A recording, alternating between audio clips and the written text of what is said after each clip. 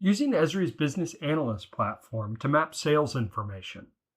In this case, we're looking at a spreadsheet that has sales information by state across the entire country. It's a rather simple spreadsheet, but the information can be displayed by geographic boundary. And when we do this, we can map the information by state.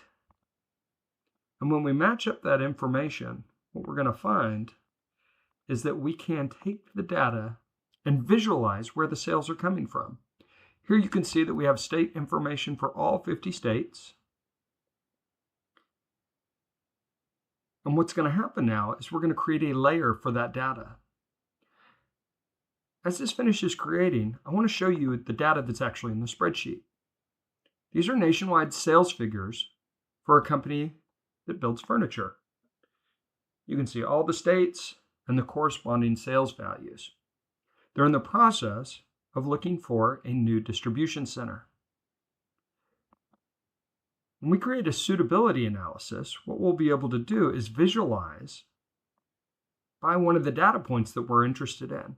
In this case, it's square footage or sales from the attribute field. Here you can see the states of the highest importance based on the sales volumes.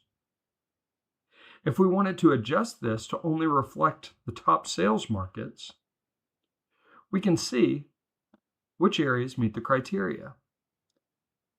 We might be able to make a better distribution choice based on where our sales are coming from. After all, furniture is very heavy and shipping costs are enormous.